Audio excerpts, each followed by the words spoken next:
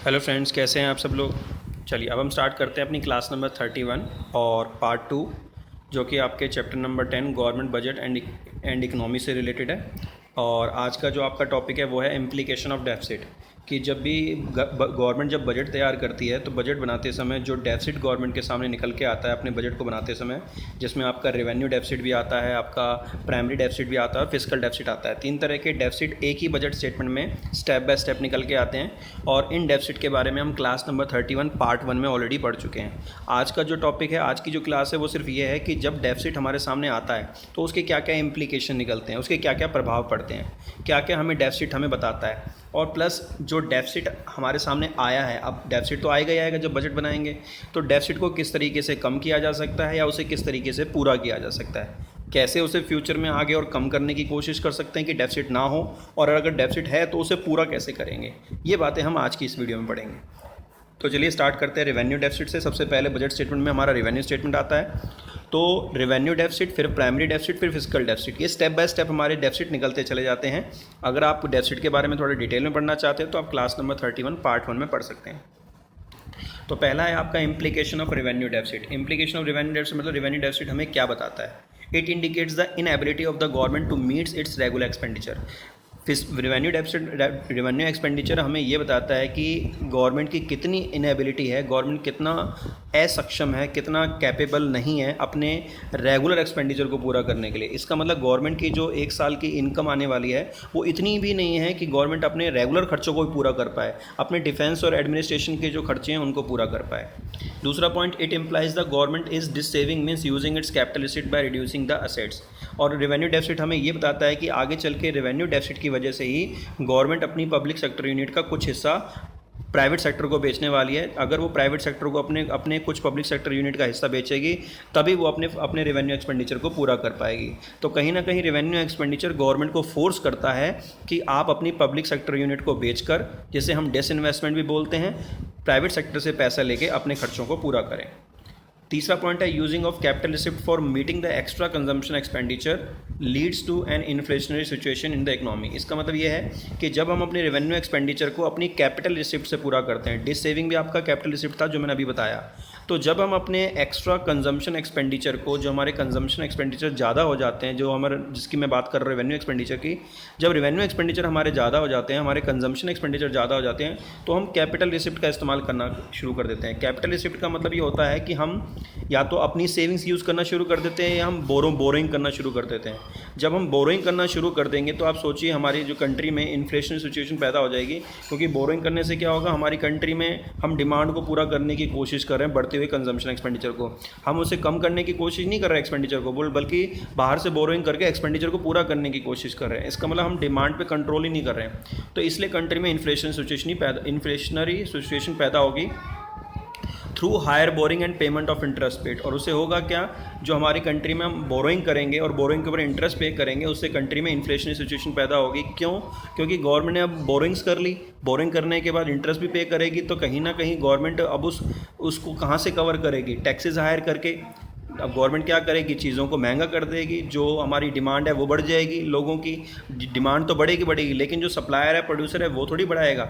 अब उसका ultimately government कैसे कवर करेगी, गवर्नमेंट टैक्सेस के रेट बढ़ा देगी। जब गवर्नमेंट टैक्सेस के रेट बढ़ाएगी तो जो प्रोड्यूसर है वो ऑटोमेटिकली क्या करेगा, चीज़ों को महंगा कर देगा। तो इसीलिए जब रेवेन्यू एक्सपेंडिचर बढ़ता है, कंजम्पशन एक्सपेंडिचर बढ़ता है, तो उससे कंट्री में इन्फ्लेशनरी सिचुएशन पैदा होती है, क्योंकि गवर्नमेंट क्या करती है, बोरोइंग्स के सहारे खर्चों को पूरा करने की कोशिश करती है, खर्चों को कम नहीं, खर्चों को पूरा करने की कोशिश करती है। अब किस तरीके से जो रेवेन्यू डेफिसिट है उसको पूरा किया जा सकता है या उसको कम किया जा सकता है। Reduce unnecessary and unproductive expenditure. Government के जितने भी अननेसेसरी या अनप्रोडक्टिव एक्सपेंडिचर हैं उनको कम करके गवर्नमेंट क्या कर सकती है, रेवेन्यू एक्सपेंडिचर को कम करके रेवेन्यू डेफिसिट को कम कर सकती है। अनप्रोडक्टिव में हम ले सकते हैं, जैसे गवर्नमेंट जो हमारी स्टेट्स और यूनियन टेरिटरीज़ हैं उनको सब्सिडीज़ देती है या उन्हें ग्रांट्स देती है, या कई तरह के जो हमारे कंट्री में कुछ लोग ऐसे जिन्हें स्कॉलरशिप दी जाती है, तो स्कॉलरशिप के ज़रिए या फिर अपने जो गवर्नमेंट सब्सिडीज़ या आप गवर्नमेंट ग्रांट्स देती है उनको कम करके, उनके रेट कम करके गवर्नमेंट क्या करती है, अपने रेवेन्यू एक्सपेंडिचर को कम कर सकती है, और जिससे रेवेन्यू डेफिसिट भी कम हो जाएगा। उसके बाद है increase revenue from various sources of tax and non tax revenue. जितने भी हमारे नॉन टैक्स रेवेन्यू या टैक्स रेवेन्यू है, टैक्स से जो गवर्नमेंट के पास पैसा आता है या नॉन टैक्स के ज़रिए जो गवर्नमेंट के पास पैसा आता है, फ़ीस हो गई, पेनल्टीज़ हो गई, रजिस्ट्रेशन चार्जेस हो गए, ठीक है। तो इन सारे चीज़ों को थोड़ा थोड़ा एक लिमिट में बढ़ाकर गवर्नमेंट अपनी अर्निंग को बढ़ाकर, अपनी रेवेन्यूज़ को बढ़ाकर, रिसिप्ट्स को बढ़ाकर अपने रेवेन्यू डेफिसिट को कम कर सकती है। तो ये थे आपके रेवेन्यू डेफिसिट के इम्प्लीकेशन और उसके मेजर्स। अब हम पढ़ेंगे प्राइमरी डेफिसिट, क्योंकि रेवेन्यू डेफिसिट के बाद प्राइमरी डेफिसिट आता है। तो प्राइमरी डेफिसिट के इम्प्लीकेशन क्या है? It indicates how much government borrowings are going to meet it expenses other than interest payment. इसका मतलब ये है कि गवर्नमेंट को अपने कितनी बोरिंग्स चाहिए अपने प्राइमरी डेफिसिट को पूरा करने, क्योंकि जब प्राइमरी डेफिसिट आता है तो अल्टीमेटली गवर्नमेंट के सामने अब सिचुएशन आ जाती है कि अब हमें कितना पैसा उधार लेना है, क्योंकि प्राइमरी डेफिसिट के बाद ही गवर्नमेंट डिसाइड करती है बोरिंग करने का, लोन लेने का, पैसा उधार लेने का, क्योंकि रेवेन्यू डेफिसिट तो कैपिटल रिसिप्ट से कवर हो जाता है। लेकिन जब कैपिटल डेफिसिट आएगा, जो प्राइमरी डेफिसिट होता है, उसको कहाँ से कवर करेंगे? बोरिंग के ज़रिए। तो यहाँ पर देखा जाता है कि गवर्नमेंट्स को कितनी बोरिंग की ज़रूरत है अपने प्राइमरी डेफिसिट को पूरा करने के लिए। प्राइमरी डेफिसिट हमें ये बताता है। इंटरेस्ट पेमेंट के अलावा, अभी हम इंटरेस्ट पेमेंट की बात नहीं कर रहे, इंटरेस्ट की जो पेमेंट है, जो हमें अपने बोरिंग्स के ऊपर इंटरेस्ट की पेमेंट करनी है, पुरानी बोरिंग्स के ऊपर, वो प्राइमरी डेफिसिट के बाद आता है, जो मैं क्लास नंबर 31 पार्ट 1 में बता चुका हूँ। The difference between physical deficit and primary deficit. Physical deficit जो होता है वो प्राइमरी डेफिसिट के बाद आता है, जब हम प्राइमरी डेफिसिट में इंटरेस्ट की पेमेंट जोड़ देते हैं। तो फिजिकल डेफिसिट और प्राइमरी डेफिसिट को जब हम माइनस कर देते हैं, ठीक है, अगर हमारी फिजिकल डेफिसिट की वैल्यू और प्राइमरी डेफिसिट की वैल्यू को आपस में माइनस कर दिया जाता है, तो वो हमें बताता है इंटरेस्ट की पेमेंट को, कि हमें इंटरेस्ट कितना पे करना है। उसके बाद लिखा हुआ है अ लो और zero primary deficit indicates that interest commitment have force the government to borrow. इसमें कह रहा है कि मान लीजिए अगर आपका प्राइमरी डेफिसिट नहीं आता है, मान लीजिए कि आपके जो भी रेवेन्यू और कैपिटल एक्सपेंडिचर हैं वो रेवेन्यू रिसिप्ट और कैपिटल रिसिप्ट से पूरे हो गए, हमारा प्राइमरी डेफिसिट है ही नहीं, तो उसके बाद जो इंटरेस्ट की पेमेंट है वो गवर्नमेंट को इंड्यूस करती है कि बोरो करो, क्योंकि इंटरेस्ट की पेमेंट ही वो पेमेंट होती है जो गवर्नमेंट को कहती है कि बोरोइंग करो और हमारी इंटरेस्ट की पेमेंट करो। मान लीजिए आपने किसी से पैसा उधार ले रखा है और उसको ब्याज देना है। अब ब्याज देने के लिए आपके पास पैसा नहीं है, तो पैसा ब्याज देने के लिए भी आपको पैसा उधार लेना पड़ेगा। तो इंटरेस्ट की जो, अगर मान लीजिए आपका प्राइमरी डेफिसिट जीरो है या लो है या कम है, तो प्राइमरी डेफिसिट के कम या जीरो होने से कोई फ़र्क नहीं पड़ता है। डेफिसिट अगर जीरो है या कम है, डेफिसिट अगर है जीरो है या तो जीरो से थोड़ा ज़्यादा है, तो फिर भी आपको इंटरेस्ट की पेमेंट जो प्राइमरी डेफिसिट के बाद आती है, इंटरेस्ट की पेमेंट, वो आपको उसको पूरा करने के लिए बोरोइंग्स तो लेनी पड़ेंगी। उसके बाद प्राइमरी डेफिसिट जो है वो हमें क्या बताता है? प्राइमरी डेफिसिट ही वो डेफिसिट होता है जो फिजिकल डेफिसिट को जनरेट करता है। प्राइमरी डेफिसिट और फिजिकल डेफिसिट में सिर्फ क्या फ़र्क होता है? प्राइमरी डेफिसिट का मतलब होता है कि वो डेफिसिट जिसमें इंटरेस्ट की पेमेंट अभी तक हमने नहीं जोड़ी, तो जब हम प्राइमरी डेफिसिट में इंटरेस्ट की पेमेंट जोड़ देते हैं तो हमारा फिजिकल डेफिसिट आ जाता है, ठीक है, जो मैं क्लास नंबर 31 में बता चुका हूँ। Due to increase in borrowing, जैसे ही हमारी बोरोइंग्स बढ़ती हैं, interest payment have increase the recent year. तो इससे क्या होता है कि जब हम पिछले जो हम करंट ईयर में बजट बना रहे होते हैं, उससे पहले जो हमने बोरोइंग्स की होती हैं, उन बोरोइंग्स के जो ऊपर हमारा इंटरेस्ट की पेमेंट होती है, वो हमारी क्या करती है? फिजिकल डेफिसिट को पैदा करती है। क्योंकि अगर मान लीजिए प्राइमरी डेफिसिट जीरो पे आ गया है, प्राइमरी डेफिसिट है ही नहीं, फिर भी आपका इंटरेस्ट जो है, जो इंटरेस्ट होगा वो आपके फिजिकल डेफिसिट को जनरेट कर देगा। तो इसका मतलब इंटरेस्ट की ही पेमेंट जो होती है वही आपके प्राइमरी डेफिसिट के साथ जुड़ के फिजिकल डेफिसिट को पैदा करती है। High interest payment on past boring have greatly increase the fiscal deficit. जितना ज़्यादा हमारी पुरानी बोरिंग्स ज़्यादा होंगी, उसके ऊपर उतना ज़्यादा इंटरेस्ट का पेमेंट होगा, और वही इंटरेस्ट की पेमेंट हमारे फिजिकल डेफिसिट को बढ़ाती है। To reduce fiscal deficit, interest payment should be reduce through the repayment of loan. अगर आपको फिजिकल डेफिसिट को कम करना है तो इंटरेस्ट की पेमेंट को आपको कम करना पड़ेगा, क्योंकि इंटरेस्ट की पेमेंट और फिर प्राइमरी डेफिसिट, ये दोनों ही रीजंस होते हैं जो हमारे फिजिकल डेफिसिट को पैदा करते हैं। अगर हम इंटरेस्ट की पेमेंट को कम कर दें, कैसे कम करेंगे? अपने लोन की रीपेमेंट कर दो, जो आपने लोन लिया हुआ है या जो आपने पुरानी बोरिंग्स की हुई हैं। उससे क्या होगा? जितना आपका इंटरेस्ट की पेमेंट कम होगी, उतना ही आपका फिजिकल डेफिसिट कम आएगा। मैंने नीचे यहाँ पे देखिए कुछ फॉर्मूले भी लिखे हुए हैं, उनसे आपको थोड़ा आइडिया हो जाएगा कि प्राइमरी डेफिसिट और फिजिकल डेफिसिट में क्या फ़र्क है। प्राइमरी डेफिसिट का मतलब होता है कि जो हमारा फिजिकल डेफिसिट है, जो हमें फिजिकल डेफिसिट अगर दिया हुआ है, वैसे हालांकि पहले आपका प्राइमरी डेफिसिट आता है, फिर फिजिकल डेफिसिट आता है, लेकिन अगर आपको क्वेश्चन में फिजिकल डेफिसिट दिया हुआ है तो उसमें से इंटरेस्ट की पेमेंट हटा दो तो हम ऊपर की तरफ प्राइमरी डेफिसिट पहुंच जाएंगे। हाँ, अगर आपको प्राइमरी डेफिसिट से फिजिकल डेफिसिट निकालना है तो प्राइमरी डेफिसिट में इंटरेस्ट की पेमेंट जोड़ दो, फिर आपका फिजिकल डेफिसिट आ जाएगा।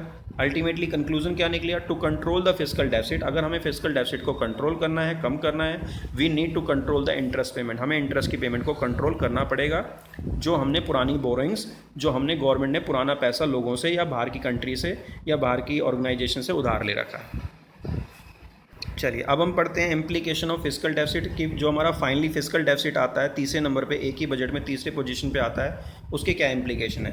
Hampers the future growth. जितना हमारा फिस्कल डेफिसिट हाई होगा उतनी ही हमें ज़्यादा से ज़्यादा बोरिंग करनी पड़ेंगी अपने बजट को कंप्लीट करने के लिए, और कहीं ना कहीं आगे आने वाले फ्यूचर पे उसका बहुत ज़्यादा इम्पैक्ट पड़ेगा, क्योंकि बोरिंग्स जब एक बार उठ जाती हैं, ले ली जाती हैं, तो उसके ऊपर फिर वो बोरिंग्स हमेशा खड़ी रह जाती हैं, इंटरेस्ट की पेमेंट ही करनी पड़ जाती है।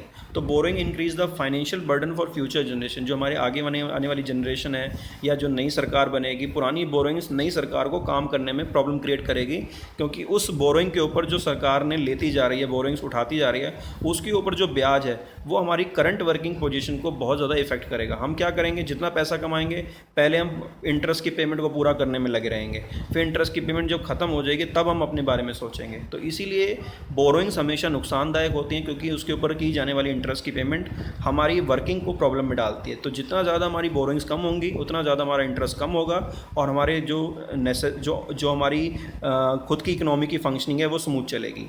दूसरा पॉइंट है फॉरेन डिपेंडेंस।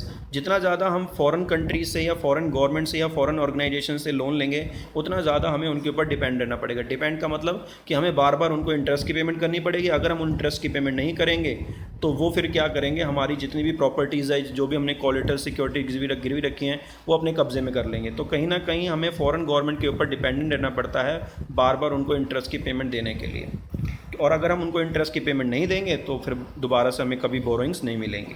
उसके बाद है जो फिस्कल डेफिसिट है वो हमारा इन्फ्लेशनरी सिचुएशन क्रिएट करता है। कैसे, government borrows from RBI. Government क्या करती है, अपनी जो बोरिंग्स गवर्नमेंट को लेनी होती है फिस्कल डेफिसिट को कवर करने के लिए, वो बोरिंग्स क्या करती है, कुछ बोरिंग्स तो गवर्नमेंट बाहर से लेती है इंटरनेशनल ऑर्गेनाइजेशन से, कुछ बोरिंग्स ऐसी होती है जो गवर्नमेंट आरबीआई से भी लेती है। आरबीआई को क्या बोलती है कि मुझे अपने फिस्कल डेफिसिट को कम करना है। गवर्नमेंट आरबीआई को बोल रही है कि मुझे फिस्कल डेफिसिट को अपना पूरा करना है, मुझे पैसे चाहिए। तो आरबीआई क्या करती है, नई करेंसी को प्रिंट करती है। नई करेंसी को जब प्रिंट करेगी तो अल्टीमेटली वो करेंसी कहाँ जाएगी, मार्केट में जाएगी। जब मार्केट में करेंसी जाएगी तो समझ लीजिए वो पैसा किसके पास जाएगा, लोगों के पास जाएगा। तो लोगों की परचेजिंग पावर बढ़ेगी, परचेजिंग पावर से अल्टीमेटली आपको पता ही है डिमांड बढ़ती है, और डिमांड जब सप्लाई से ज़्यादा बढ़ जाएगी तो चीज़ें क्या हो जाएंगी, महंगी हो जाएंगी। तो कहीं ना कहीं फिस्कल डेफिसिट हमारा बोरिंग को जन्म देता है, और बोरिंग्स हमारी किसको जन्म देता है, न्यू करेंसी को जन्म देता है, और मनी सप्लाई को फिर जनरेट करता है, और फिर इन्फ्लेशनरी सिचुएशन पैदा होती है। फिस्कल डेफिसिट से जो हम फिस्कल डेफिसिट को जब हम बोरिंग से कवर करते हैं तो वो हम डेप्ट ट्रैप में आ जाते हैं, मतलब एक जाल में फंस जाते हैं डेप्ट के। कैसे, आप बोरिंग करोगे, बोरिंग के बाद फिर आपको इंटरेस्ट की पेमेंट करनी पड़ेगी, इंटरेस्ट की पेमेंट से आपका रेवेन्यू एक्सपेंडिचर बढ़ेगा, रेवेन्यू एक्सपेंडिचर से फिर दोबारा आपको बोरिंग करनी पड़ेगी कवर करने के लिए, फिर आपको इंटरेस्ट देना पड़ेगा, फिर रेवेन्यू एक्सपेंडिचर, फिर इंटरेस्ट पेमेंट, फिर रेवेन्यू एक्सपेंडिचर। ऐसे करते करते आपका डेफिसिट हमेशा बना रहेगा, बोरिंग्स बनी रहेंगी, इंटरेस्ट की पेमेंट चलती रहेगी। अब जो हमारा फिस्कल डेफिसिट है, फिस्कल डेफिसिट के क्या क्या सोर्सेज हैं, किस तरीके से फिस्कल डेफिसिट को कवर किया जा सकता है। पहला है हमारा बोरिंग्स। आप बोरिंग करें, बोरिंग कहाँ से कर सकती है गवर्नमेंट, पब्लिक लोगों से ले सकती है, कॉमर्शियल बैंक से ले सकती है पैसा, फॉरेन गवर्नमेंट से ले सकती है, या इंटरनेशनल ऑर्गेनाइजेशन से। और दूसरा तरीका है printing of new currency.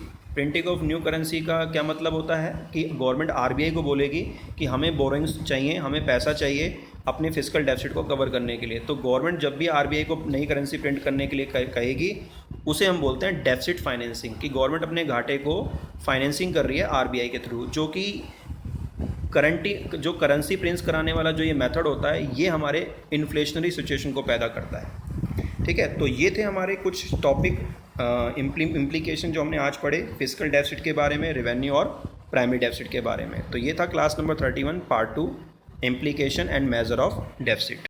Subscribe now and press the bell icon. Never miss an update.